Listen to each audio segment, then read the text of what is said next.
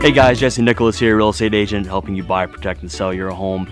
My family and I have come back from vacation. I am relaxed, refreshed, tan, and about 5 pounds heavier. We all had a great time playing in the water and relaxing in the sand.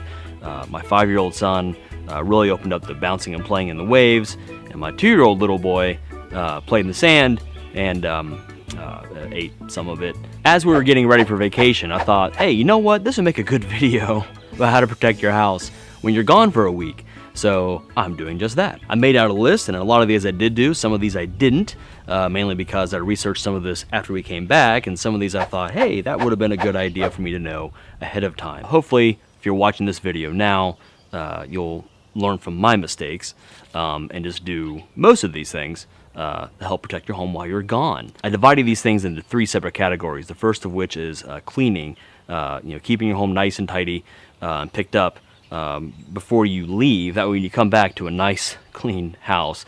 One of the things my wife and I appreciated the most was the fact that we did do all this work and really hardcore clean the home before we left. When we came back, there wasn't anything we really had to do other than to catch up on some extra laundry or things like that. So right before we left, I think the day that we left, actually, I mowed the lawn. That way it wouldn't look like a forest when we came back. You might want to actually get a neighbor or a friend to help out, maybe water the lawn too in case it ends up being really hot, unless of course you have a water sprinkling system, then that's unnecessary. Just picking up was a huge thing. We have 2 little boys and they leave their toys everywhere, so we picked all those up, put everything away, and all the floors were clean, which is great. We have 3 pets, 2 dogs, 1 cat, and they tend to shed a lot. So we dusted the home and cleaned the floors. My wife cleaned the floors. She'll get mad if I don't correct that. But it was wonderful that we came back and everything was clean to breathe. Clean your bathrooms. You know they're nasty. Clean it anyway. And you may even want to pour some bleach in the toilet. It's not going to be used for a week or so, so that'll kill any germs or anything like that for a while anyway. Laundry. Do all the laundry you possibly can. Fold it and put it away when you're done. It was great that the only clothes we had to worry about were the ones we took with us on vacation to clean, so that was a huge help. Do the dishes, but don't do what I did. I ran the dishwasher the day that we left. But I didn't take it out before we left. So all the dishes stayed inside it, completely sealed and locked. And when I got back and opened it up, they were clean, that was fine, but there was a nasty, gross, kind of musty odor that accumulated because of all the stagnant air that it couldn't escape for an entire week.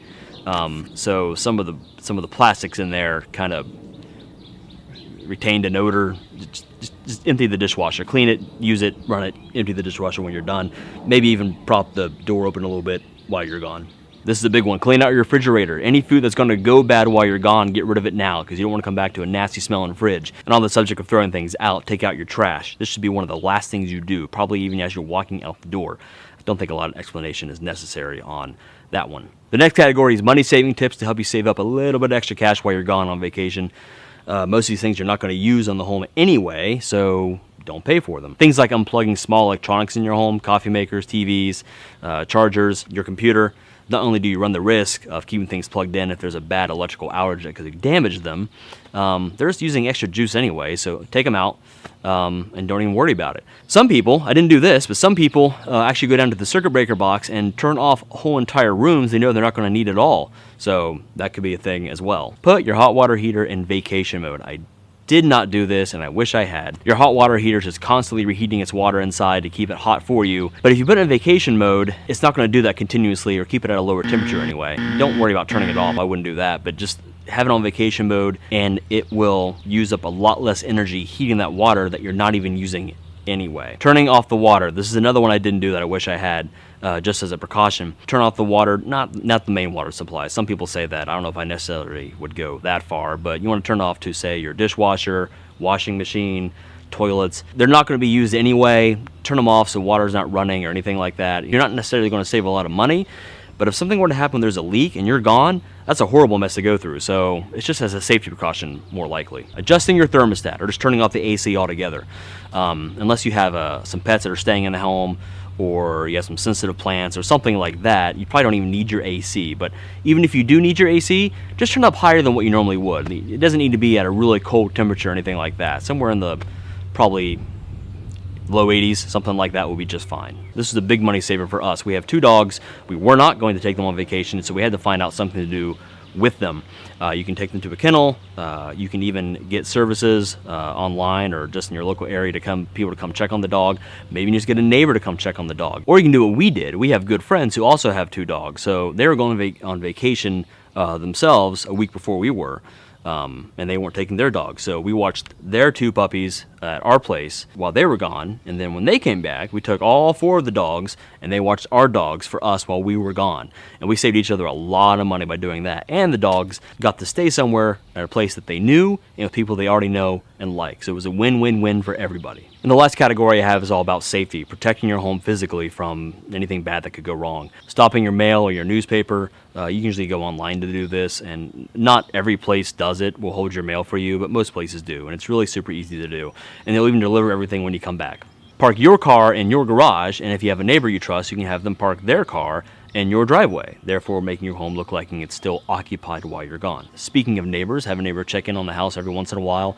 They can just look at it. If you want to, give them a key. They can look inside. Maybe just have them walk around the property, just to make sure things look okay. Some places you can even call your local police, and they'll do a courtesy drive-by in the neighborhood, knowing that you're gone. And I've heard of some of them even they'll actually go out and look around your property just to make sure things are looking okay. Keep some lights on. This goes against the money saving section, but it's very important. Your home will still look occupied if you leave some lights on.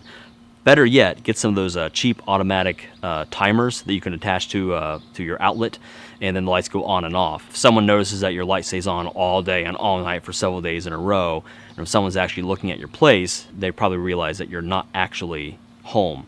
But if your lights are on a timer and it goes on at night and off during the day, it seems a little less obvious. As you're leaving out the door, I think it seems obvious, but lock all your doors, lock all your windows, and if you have an alarm system, make sure to set that. Call your alarm company up, let them know you're going to be gone as well. So there's just a little bit of extra security while you are gone. So that's all I have today, but by all means, this is not an exhaustive list. There are many other things that you may want to do to protect your home while you're gone. Each home and situation is unique, and they all could have some kind of different need that the others don't. So just use common sense and a little bit of research, and you should be able to protect your home while you're gone just fine. And you can enjoy your vacation and not worry about a thing. I do want to know your thoughts and opinions on it. I want to know what you do when you leave on vacation. What do you do to make sure your home is safe and sound while you're gone? I know I would like to learn some more things, and I'm sure other viewers would as well, so let us know in the comments below. Anyway, thanks so much for watching. My hope is that you learned something you can use in the future. If you know someone else who could benefit from this, please share the video. Leaving a thumbs up also really helps me out. If you're new here, consider subscribing for more future videos. My name is Jesse Nicholas, real estate agent, helping you buy, protect, and sell your home. See you on the next one.